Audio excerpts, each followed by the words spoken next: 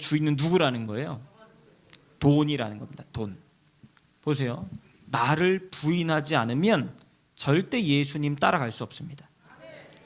뜻에 온전히 순종하며 그 고난을 함께 나누는, 고난에 참여하는 진짜 성도님들이 되시기를 축복합니다. 근데 이 고난에, 십자가의 고난에 참여하려면 예수님 말씀하시기를 뭐라고 말씀하시냐면, 오늘 읽었던 본문 말씀에 자기를 부인하지 않으면 그 십자가의 고난에 함께 동참할 수 없다라고 이야기하십니다. 다시 한번 말씀 읽어보겠습니다. 마태복음 16장 24절 읽겠습니다. 시작. 이에 예수께서 제자들에게 이르시되 아무든지 나를 따라오려거든 자기를 부인하고 자기 십자가를 지고 나를 쫓을 것이니라. 아멘. 그러니까 자기를 부인하지 않으면 이 십자가라고 하는 고난을 함께 짊어질 수가 없대요. 여기서 말하는 자기 부인이라는 뜻은 관계를 완전히 끊어버리다라는 뜻입니다. 그러니까 여기서 관계를 끊어버려야 될 대상이 뭐냐면 예수님이 자기를 부인해야 된다고 하는데, 그러니까 여기서 관계를 완전히 끊어버려야 되는 건 자기 인생의 주인으로 삼고 있는 자기 자신을 이야기하는 것입니다. 왜 끊어버려야 되느냐? 여기서 말하는 이 자기는 끊임없이 자신의 성공을 갈망하고 자신의 욕망을 채우려고 하는 죄성으로 가득 채워져 있고, 자기 인생의 야망을 이루기 위해 예수님을 따르려고 하는 자기 인생의 주인이 자기 자신이라고 말하고 있는 자기 중심적인 삶에서의 완전한 끊어짐을 이야기합니다. 그 자기 자신을 버리지 않으면 십자가를 왜 짊어질 수 없느냐? 십자가는 그런 내가 죽지 않으면 안 되는 것이거든요. 그러니 내 인생의 성공과 내 인생의 유익과 내 인생의 욕망을 이루고자 붙들고 있으면 그 십자가 짊어지는 순간에 끊임없이 우리에게 이야기합니다. 너 죽어야 돼.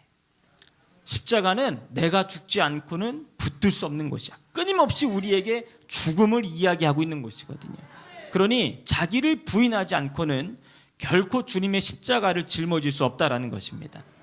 유대인들의 상식에 이 십자가라고 하는 것은 하나님께 저주를 받은 사람들이 매달려 죽는 사형의 틀입니다. 한번 읽어보겠습니다. 갈라디아서 3장 13절 읽겠습니다. 갈라디아서 3장 13절 시작.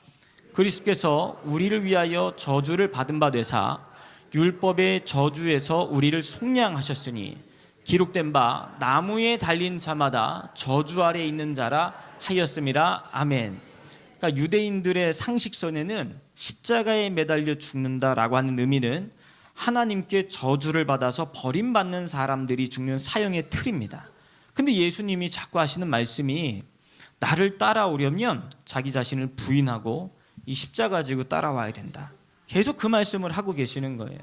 그러니까 제자들이 들을 때마다 아니 대체 예수님, 왜 예수님 따르려고 하면 우리의 상식에 저것은 하나님께 저주를 받는 사람들만이 매달리는 저주의 상징이고, 그 십자가에 매달릴 때 옷을 다 벗김을 당합니다.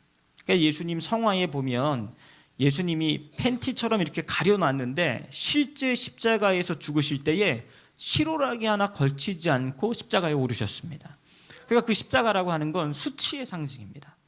모든 사람들이 바라보는 앞에서 다 벌거벗은 채 장대 위에 매달려야 되거든요. 여러분, 그리고 십자가라고 하는 곳에서 죽은 사인은 피를 많이 흘려서 죽은 게 아닙니다. 대부분의 그 예수를 믿는 의사들이 연구한 결과를 따져보면 십자가에 딱 매달리면 양팔이 대못에 박혀서 이렇게 온몸이 축 처진대요. 이렇게. 그때 양팔이 어깨 밑으로 내려가면 횡격막이라고 하는 숨통이 조여온다고 합니다. 그러니까 숨을 쉬고 싶으면 내 손에 박혀있는 대못을 끌어당겨서 올라와야 돼요. 이렇게 올라와야지만 숨이 쉬어진다고 합니다. 십자가에 매달리면. 이거를 계속 반복하시다가 6시간 만에 질식사 하신 거예요. 질식사. 그러니까 예수님의 죽음이 참 비참합니다. 그 죽으심이 누구를 위한 거라고요? 맞아요. 우리가 아니라 나를 위한 십자가입니다. 나를 위한 십자가. 근데 주님이 그 십자가를 우리에게 짊어지고 따라오라고 하시는 거예요.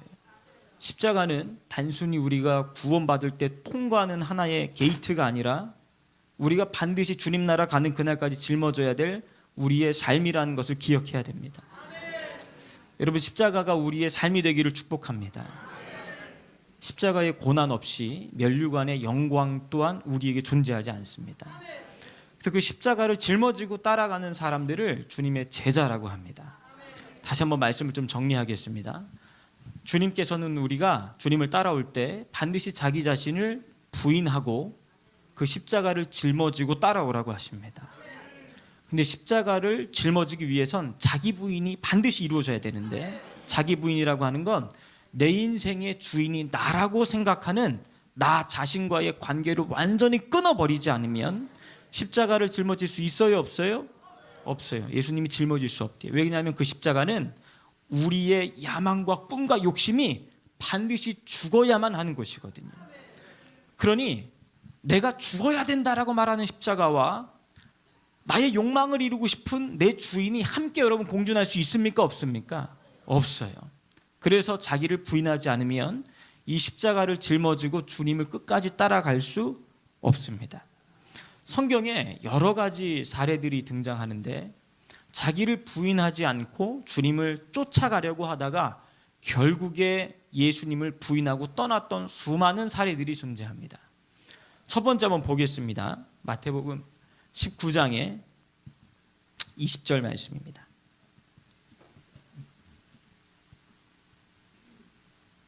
읽어보겠습니다. 시작. 그 청년이 가로되 이 모든 것을 내가 지켰사오니 아직도 무엇이 부족하니까. 그러니까 부자 청년이 예수님께 나와서 질문을 합니다. 예수님, 제가 주님의 계명에, 하나님이 주신 계명을 다 지켰습니다.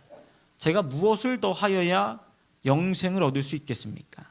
그때 예수님 하시는 말씀이 다른 복음서에 보면 그 부자 청년을 사랑했다고 기록되어 있습니다. 왜냐하면 이 돈 많은 청년이 영생을 얻고자 율법에 나와 있는 계명을 지키려고 정말 애를 쓰고 수고했던 청년이거든요. 근데 주님 마음에 참 안타까움이 있는 거예요. 여러분, 천국은 우리가 계명을 열심히 지킨다고 들어갈 수 있는 나라가 아닙니다. 하나님의 은혜로만 들어갈 수 있는 나라입니다. 그래서 그 계명을 열심히 지켰다라고 말하는 부자 청년에게 예수님이 가장 중요한 그 심령의 본질이 드러나는 질문을 하나 던지시는 거예요. 청년아, 너 재산 많지 않느냐? 그 재산을 다 팔아다가 가난한 사람들에게 나누어 주고 나를 쫓으라 이야기하세요. 그때 이 부자 청년이 충격을 받습니다. 왜냐하면 자기는 모든 계명을 다 지킬 수 있다고 생각했거든요. 그래서 예수님께서 하시는 말씀을 통해 자기 자신의 주인이 하나님이 아니라는 것이 드러나 버렸어요. 여러분, 예수님이 말씀하시기를 재물과 하나님을 겸하여 섬길 수 있다고 하셨어요? 안 된다고 하셨어요? 없다고. 그러니까 지금 1계명이 들어온 겁니다. 나 이외에 다른 신을 섬기지 말아라. 너 그 재산 다 팔아다가 가난한 사람들에게 나누어 주고 지금부터는 나를 따라오라. 그래야지만 예수님을 따를 수 있다는 이야기예요. 내 속에 주인이 바뀌지 않으면 주님을 따를 수 없다라는 이야기입니다. 그때 이 부자 청년 속에 두 가지 주인이 이야기해요. 첫 번째 주인은 예수님께서 다 나누어 주고 너 나를 따라와라. 한 가지의 음성은 이 내면에 돈을 사랑하는 재물의 미혹이 우리에게 이야기를 합니다. 야, 너 그거 어떻게 모은 돈인데 이거 다 나눠주고 예수님 따르면 거지 되는 거 아니야. 야, 예수님 따르기 위해서 너 거지 되는 게 마땅하냐? 지금도 네 나름대로 열심히 율법적으로 선을 행하고 있으니까 이 정도면 충분한 삶 살고 있는 거야. 이 정도면 괜찮아. 그 얘기를 듣자 성경은 이렇게 말합니다. 22절 읽겠습니다. 시작. 그 청년이 재물이 많음으로 이 말씀을 듣고 근심하며 가니라. 아멘. 여러분, 결국 이 부자 청년의 주인은 누구라는 거예요? 돈이라는 겁니다. 돈. 보세요. 나를 부인하지 않으면 절대 예수님 따라갈 수 없습니다. 내 안에 주인이 바뀌지 않으면 절대 십자가를 짊어지고 예수님을 따를 수 없습니다. 성경은 이 진리를 지속적으로 우리에게 이야기를 해주고 있습니다. 이 사건을 옆에서 지켜보고 있던 제자들이 그 모습 바라보면서 이렇게 묻습니다. 예수님, 저 부자 청년은 돈 포기하지 못하고 떠나갔지 않습니까? 그런데 우리는 모든 것을 버리고 예수님을 따라왔습니다. 그물도 버리고 배도 버려두고 심지어 우리의 부친도 버려두고 예수님을 따라왔습니다. 우리에게 무엇을 주시겠습니까?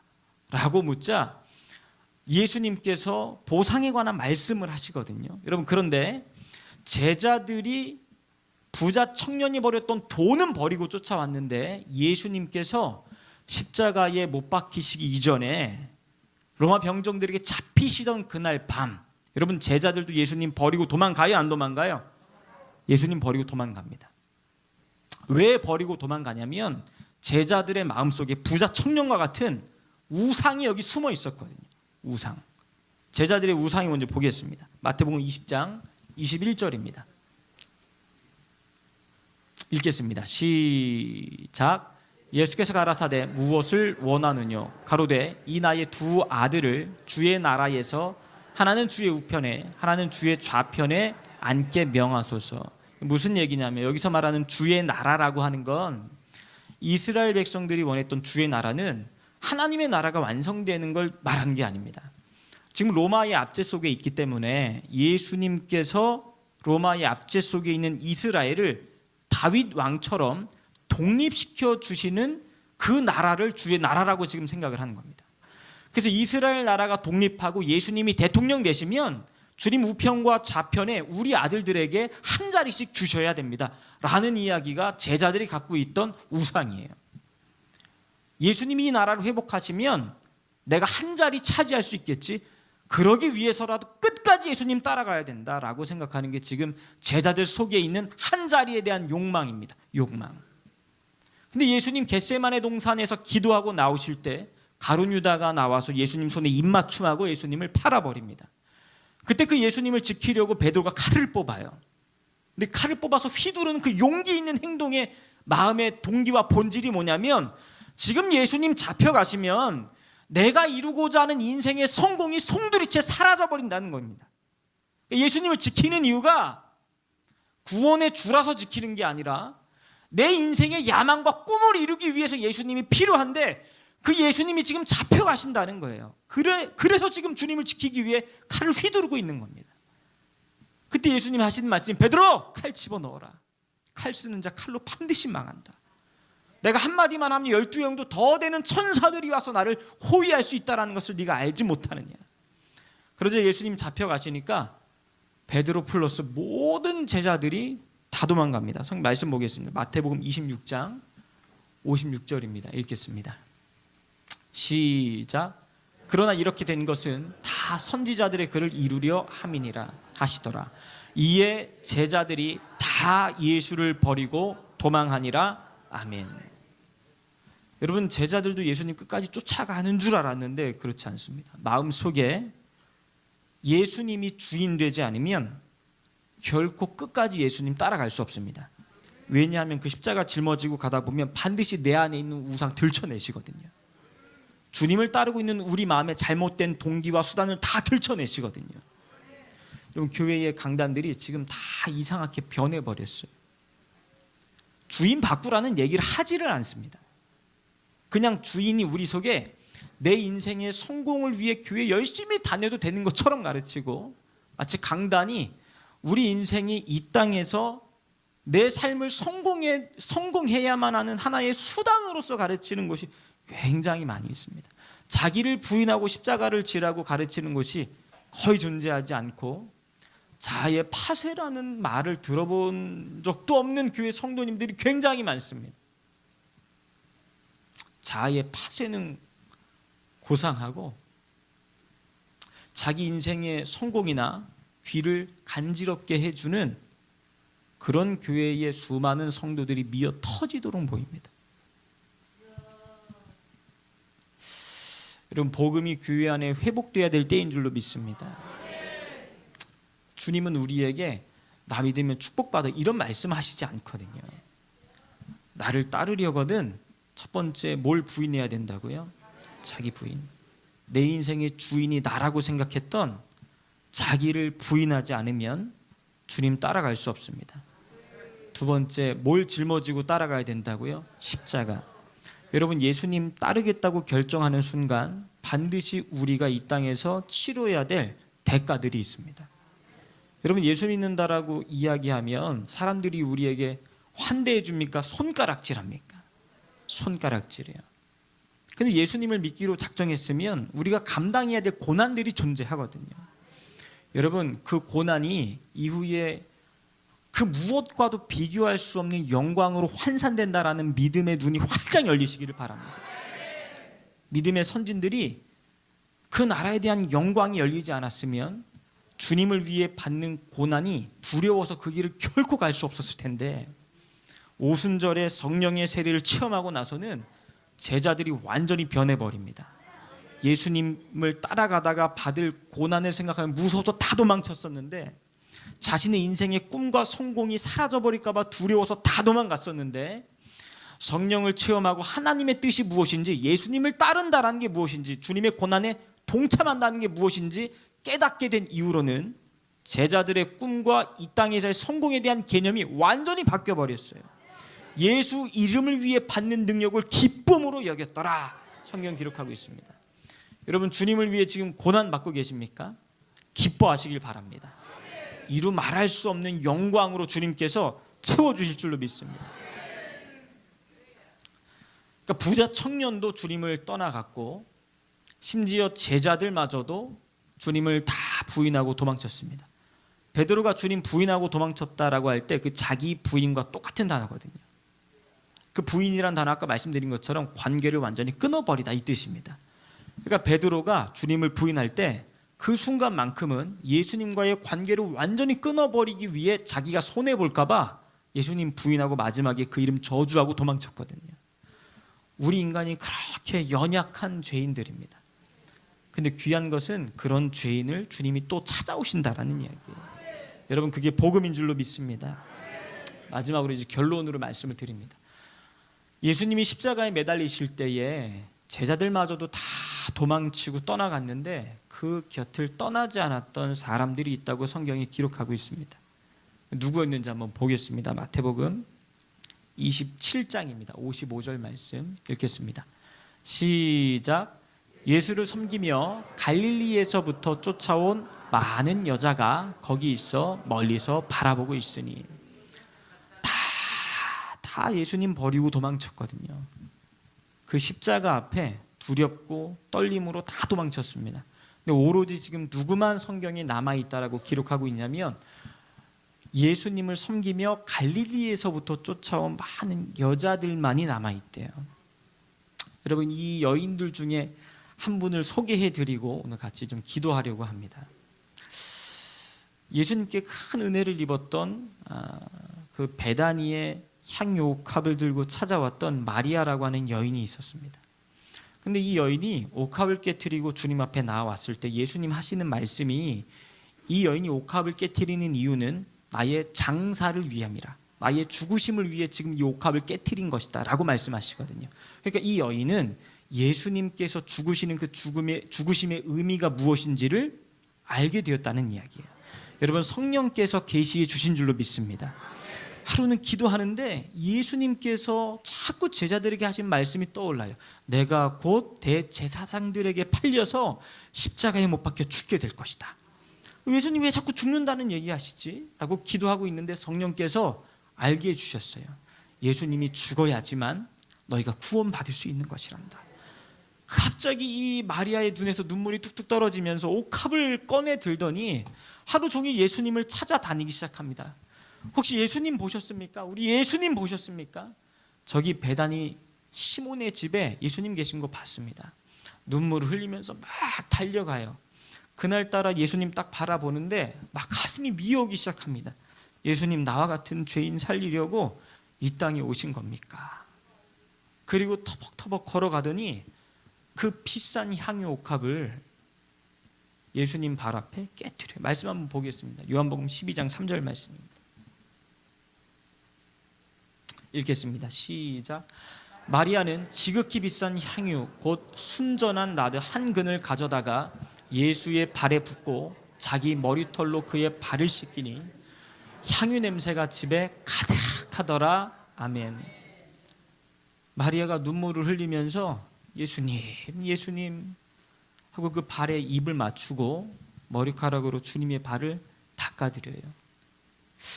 한번 보겠습니다. 여러분, 이 당시에 이 향유 옥합이라고 하는 건 여인들이 결혼할 때 결혼 자금으로 모아두는 평생의 자금입니다. 평생의 자금. 그러니까 부자 청년에게 있어서 이 향유 옥합은 자기 재산이었거든요. 제자들에게 있어서 이 향유 옥합은 예수님이 이스라엘을 독립하실 때 자기가 가고 싶은 그 한 자리였거든요. 근데 이 여인은 자신에게 있는 이 향유 옥합을 예수님 앞에 과감하게 깨트려 버렸어요. 어떻게 깨트린 거냐면 자기 일을 부인하고 주인이 바뀌지 않는 한 절대 자기 자신을 손해보지 않거든요, 사람은.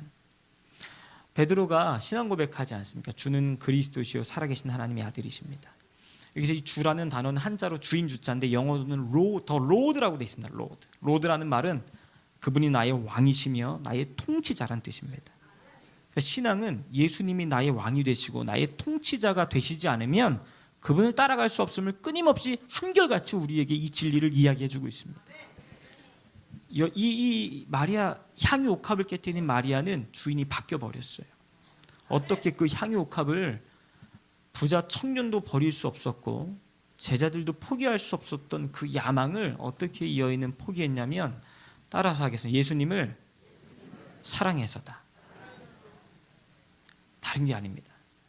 주님의 고난에 동참할 수 있는 유일한 힘은 예수님을 사랑하는 길밖에 없습니다.